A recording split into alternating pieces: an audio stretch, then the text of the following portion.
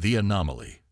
Commander Maya Chen's reflection stared back at her from the observation deck of Earth Defense Station Artemis. The blue-green sphere of Earth hung below, serene and seemingly untouchable. 6 years of commanding humanity's first orbital defense platform had taught her that appearances were deceiving. Space was not empty. Space was not safe. "Commander, we have a situation." Lieutenant Rivera's voice crackled through her comm unit. Chen turned away from Earth's beauty. "Report. Long-range sensors have detected an anomaly approaching the solar system. Speed is, well, it's off the charts. Our systems can barely track it." Chen was already moving toward the command center, her magnetic boots clacking against the metal floor. "Current trajectory. That's the concerning part. It's heading directly for Earth." The command center buzzed with controlled urgency as officers moved between stations. The main view screen displayed a blinking red marker against the star map, moving at a speed that should have been impossible. "How long until intercept?" Chen asked, taking her position at the central command station. "At current velocity, less than 6 hours," Lieutenant Rivera answered, his fingers dancing across the holographic display. "Whatever it is, it's decelerating, but still moving faster than anything we've ever tracked." "Have we tried making contact?" Communications Officer Patel spoke up. "Yes, Commander. Standard protocol. All frequencies, mathematical sequences, and universal constants. No response." Chen studied the anomaly's trajectory. Too direct for a natural object. Too fast for current human technology. Classification. Science Officer Dr. Okafor shook her head. "Unknown. It's not matching any signature in our database. Energy readings are bizarre. The object appears to be surrounded by some kind of space-time distortion. Alert Earth Defense Command. All stations to yellow alert." Chen's voice was steady, masking the adrenaline surging through her system. "And get me a direct feed to Admiral Kuznetsov." Admiral Kuznetsov's weathered face appeared on the screen within minutes. "Chen, talk to me. Unknown object approaching Earth at impossible speeds. No response to communication attempts. We're analyzing, but this is definitely first contact scenario Zulu 9. The Admiral's expression darkened. "The Security Council is assembling. Keep monitoring. If it shows any signs of aggression, you're authorized to initiate defensive protocols." "Understood, sir." As the hours passed, the anomaly slowed further, its trajectory refining with each passing minute. Chen had activated every sensor on the station, gathering as much data as possible. "Commander," Dr. Okafor called out, "I think I've figured something out. The space-time distortion. It's not a weapon. It's a propulsion system. The readings suggest some form of warp field. So it's a ship." Chen moved to the science station. "Almost certainly. And there's more. Energy fluctuations within the field suggest the system is failing. The deceleration isn't intentional. Their drive is breaking down." Lieutenant Rivera looked up from his console. "Updated trajectory confirms they'll enter Earth orbit in 47 minutes. Commander, they're going to crash into our atmosphere if they don't stabilize." Chen's mind raced. A potentially damaged alien vessel on collision course with Earth. The diplomatic implications alone were staggering, but the immediate threat to Earth's population was her primary concern. Options. "We could try to intercept with defense satellites," offered Security Chief Yamamoto. "A targeted EMP might disrupt their systems enough to force them off course." Dr. Okafor shook her head. "Too risky. We don't understand their technology. An EMP could make things worse." "What about a tractor beam?" suggested Lieutenant Rivera. "The prototype we've been testing might be able to help stabilize their descent." Chen nodded. "Prepare the tractor beam. Alert all Earth-based observatories to track the vessel, and keep trying to communicate." As the alien vessel approached, its form became clearer on their screens, a sleek, asymmetrical shape with what appeared to be damaged sections along one side. Pulsing lights flickered erratically across its surface. "Commander, Communications Officer Patel suddenly straightened in her chair. We're receiving something. It's not on any standard frequency. Put it through. A series of sounds filled the command center, clicks, whistles, and rumbling tones that seemed to modulate in complex patterns. Can we translate it? Chen asked. Working on it, Patel replied. It doesn't match any linguistic pattern we've cataloged, but there's definitely structure to it. Dr. Okafor was frantically working at her station. Commander, I'm detecting life signs aboard the vessel. Multiple biosignatures, most of them weak, and there's significant damage to their hull. They're in trouble. Chen made her decision. Initiate tractor beam. Try to stabilize their approach. Prepare Shuttle Bay 3 for potential emergency response, and get our xenolinguists working on that communication. The tractor beam engage, a barely visible energy field extending from the station toward the approaching vessel. For several tense minutes, nothing seemed to happen. Then, gradually, the alien ship's erratic movements began to stabilize. It's working, Rivera reported. They're adjusting course, no longer on collision trajectory. A new sound came through the communication system, a repeating pattern that gradually shifted in tone and rhythm. I think they're trying to match our communication protocols, Patel said. They're learning in real time. The view screen suddenly flickered, and a visual appeared, a being unlike anything Chen had ever seen. Its body appeared semi-translucent, with multiple appendages that seemed to shift and change position. Internal lights pulsed within its form in patterns that matched the sounds they'd been hearing. Visual communication established, Patel whispered. Chen stepped forward. This is Commander Maya Chen of Earth Defense Station Artemis.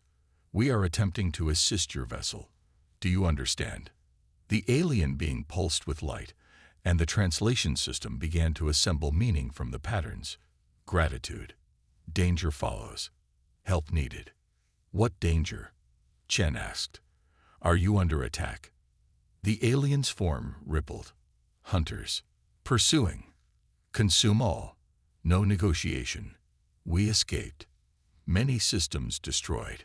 Chen felt a chill run down her spine. You're saying something is chasing you. Something that destroyed multiple star systems. Yes. Approaching. 3 Earth rotations behind. Must prepare. Must warn. The command center fell silent as the implications became clear. This wasn't just first contact. It was a warning of imminent threat. How many of you are there? Chen asked. 27 survivors. Last of Luminary. Homeworld consumed. Dr. Okafor's console beeped urgently. Commander, their life support systems are critical. Several of the life signs are fading. Chen turned to her crew. Prepare medical teams with full quarantine protocols. Lieutenant Rivera, coordinate with Earth Defense Command for emergency response. We need to get those survivors aboard before we lose them. As her crew rushed to execute her orders, Chen looked back at the alien being on the screen. We will help you. Can you tell us more about these hunters? The alien's lights pulsed more rapidly. Mechanoid collective. Ancient. Harvest resources. Biological. Technological. All consumed. Resistance futile alone. But together? Chen asked. Can they be stopped if we work together? The alien being seemed to consider this. Unknown. Luminary technology advanced. Earth technology different. Combination. Possibility. Chen nodded firmly. Then that's what we'll do. First, we save your people. Then we prepare. As the rescue shuttles launched toward the damaged alien vessel, Chen contacted Admiral Kuznetsov to deliver her report. Earth had just been thrust onto the galactic stage, not as explorers or conquerors, but as potential saviors of a dying species, and perhaps soon, as defenders against an unimaginable threat. The real test of humanity was just beginning. The Coalition. The medical bay of Station Artemis had never been designed for alien physiology, but human ingenuity was making it work. Dr. Layla Kapoor, the station's chief medical officer, had transformed the quarantine section into a habitable environment for the luminary survivors in less than 12 hours. "The atmospheric mix is holding stable," she reported to Commander Chen. "They breathe a similar oxygen-nitrogen mix, but require higher humidity and trace elements we're synthesizing. 23 survivors stable, 4 critical but responding to treatment." Chen nodded, studying the ethereal beings through the observation window. The luminari were beautiful, translucent bodies housing complex networks of luminescent pathways that pulsed with communication and emotion. Their chief representative, who had introduced itself as Elohan, floated in a cylindrical tank filled with nutrient-rich mist. "Commander," Elohan's voice came through the translation system, now refined to interpret the light patterns with greater accuracy. "Your people's adaptability is remarkable. Such quick solutions." "Necessity drives innovation," Chen replied. "It's a human trait, a valuable one." Elohan's internal lights shifted to a deep blue pattern. "The harvesters will arrive soon. We must share knowledge quickly." The door to the medical bay slid open as Admiral Kuznetsov entered, accompanied by Dr. Victor Rosenberg, Earth's leading physicist and the architect of humanity's first warp drive prototype. "Commander," the Admiral nodded. "The Security Council has reached a decision. Earth will stand with the luminary. We've begun evacuating civilian populations from coastal cities and activating our planetary defense grid." Chen introduced the newcomers to Elohan, who pulsed acknowledgement. Dr. Rosenberg stepped forward, eyes wide with barely contained excitement. "I've been studying the data from your ship, your propulsion system. It's magnificent. You've solved problems we've only theorized about." Elohan's lights flickered rapidly, yet it failed when most needed. "The harvester attack damaged our phase arrays." "But not beyond repair," Rosenberg countered. "We may not understand all your technology, but we understand principles. With your guidance, we can adapt our manufacturing techniques to repair your systems, and possibly integrate them with our own defenses," added the Admiral. Chen turned to the viewport, where Earth hung like a jewel in the blackness. "Tell us about these harvesters. We need to know what we're facing." Elohan's form darkened momentarily. "They are ancient. Some believe they were created by a long-extinct species as autonomous resource gatherers. Without creators to control them, they evolved. Now they move through the galaxy, consuming everything of value: metals, energy sources, biological material. They leave only dust and radiation." "How do they attack?" Chen asked. 3 stages. First, scout ships assess target worlds. Then harvester vessels deploy surface extractors. Finally, the mothership arrives to process all gathered resources. Our world fell in 7 days. The Admiral's face hardened. "And their weaknesses?" "Few. Their systems are redundant, self-repairing." "But," Elohan hesitated, "they are methodical, predictable. They follow optimal efficiency algorithms without deviation. This is why your human trait of adaptation intrigues me. The harvesters cannot comprehend illogical actions." Dr. Rosenberg began pacing, his mind clearly racing. "Unpredictability as a defense strategy. Fascinating." "Let's assemble a joint task force," Chen suggested. "Luminary knowledge with human creativity might give us an edge the harvesters haven't encountered before." Within hours, Station Artemis had been transformed into a hub of frenetic activity. Engineers worked alongside luminary technicians, adapting Earth technology to interface with alien systems. Dr. Rosenberg led a team that was incorporating luminary phase technology into Earth's defense satellites. In the station's largest conference room, Chen stood before a holographic display showing the approaching harvester fleet. 3 large vessels preceded by dozens of smaller scouts. "The scout ships will enter our system within 18 hours, she explained to the assembled team. "Based on Elohan's information, they'll conduct standard resource assessment before signaling the main fleet." "Which gives us our opportunity," continued Lieutenant Rivera. We've modified 6 of our stealth satellites with luminary sensor blocking technology. When the scouts arrive, they won't detect our true defense capabilities. Dr. Kapoor, who had been working closely with the luminary on biological aspects, spoke up. We've also discovered something interesting. The Harvester's sensor systems can't properly process certain radioactive isotopes common in our medical imaging technology. They register as background radiation. Chen nodded. So we can use those isotopes to mask our movements. Elohan, now able to sustain itself in Earth-normal atmosphere for short periods, hovered near the display. Your people think differently.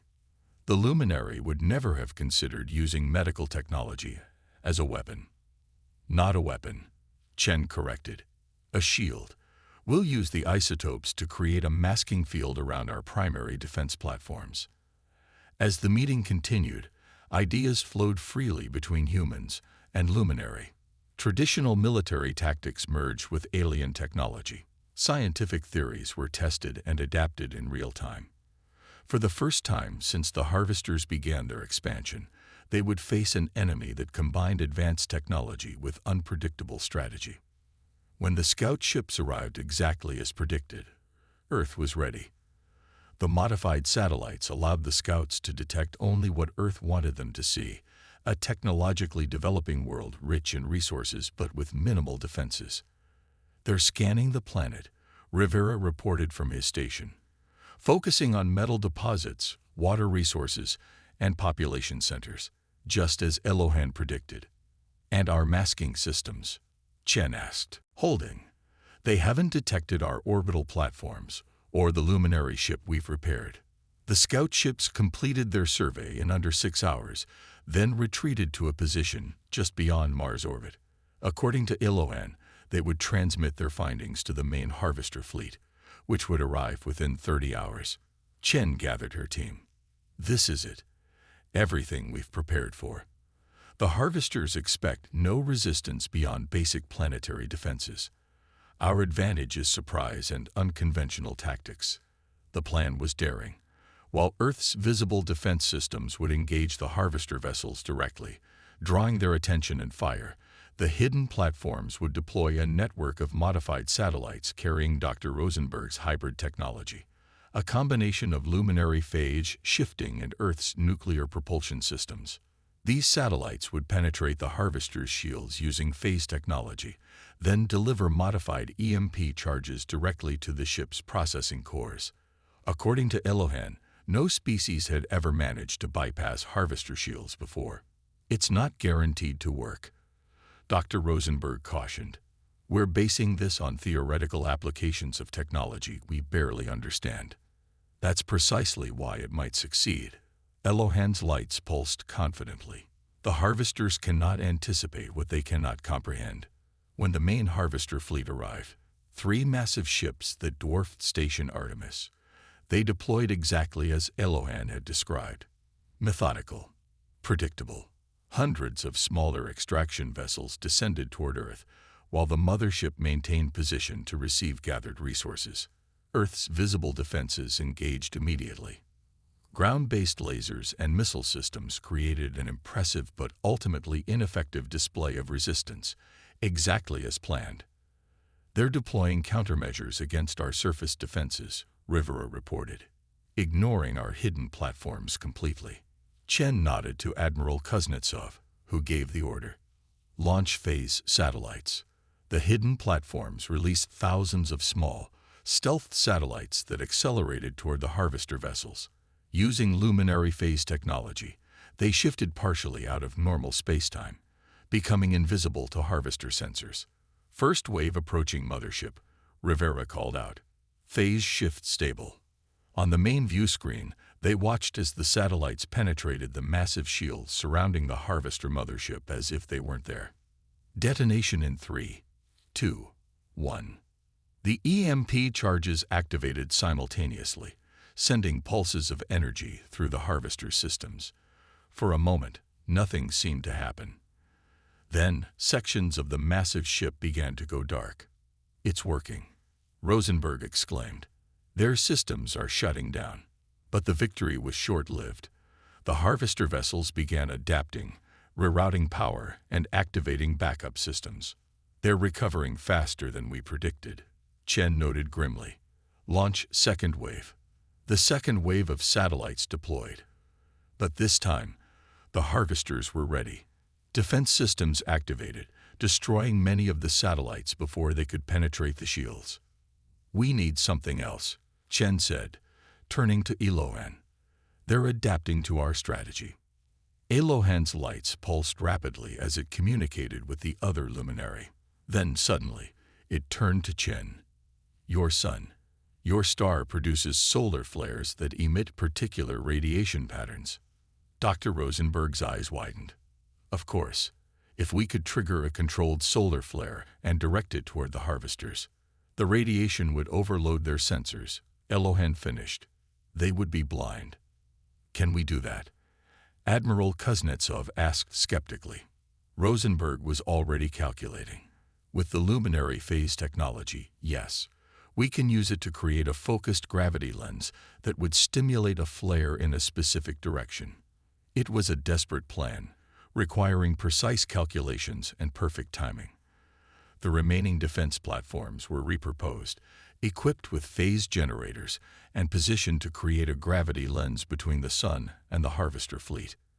As the harvesters continued to adapt to the EMP attacks, regaining more of their functionality, the combined human luminary team worked frantically to implement their new strategy. Gravity lens aligned, Rivera reported. Solar activity increasing in target region. On the view screen, they watched as a massive solar flare erupted, its energy focused and directed by the gravity lens directly toward the harvester fleet. The intense radiation struck the ships before they could reposition their shields. Their sensors are overloading, Elohan observed, its lights pulsing excitedly. They cannot process the data. Chen seized the moment. Launch all remaining EMP satellites and conventional warheads. Target their now exposed processing cores. The combined attack struck the disoriented harvester vessels with devastating effect. Without functioning sensors, they couldn't adapt quickly enough to the multi-vector assault. One by one, the extraction vessels began to explode, while the mothership's systems failed catastrophically. They're retreating, Rivera called out. The mothership is attempting to withdraw. Chen watched as the crippled mothership struggled to create a warp field, then disappeared into the depths of space. They'll be back, Admiral Kuznetsov said quietly, with adaptations to counter our strategies. Yes, Elohan agreed, but not as they were. For the first time, the harvesters have failed. They have encountered something they could not simply consume and process. The coalition of human creativity and luminary technology has achieved what neither could alone. Chen looked out at Earth, still safe and blue below them. Then we'll be ready. We'll keep innovating, keep adapting. That's what humans do best. Elohan's lights glowed warm and bright, and the luminary will remain to help rebuild our technology and prepare for their return. Perhaps other species who have fled the harvesters will join us when they learn of this victory. As Station Artemis continued its orbit around Earth, humans and luminary worked side by side, beginning the process of building a true interstellar defense network. The harvesters had unwittingly accomplished something they could never have predicted. They had united two vastly different species into a partnership that might one day protect not just Earth, but countless worlds across the galaxy. Humanity had faced its first true interstellar threat and emerged not just surviving, but victorious, proving that sometimes the most powerful weapon isn't advanced technology, but the simple human ability to think differently when faced with impossible odds.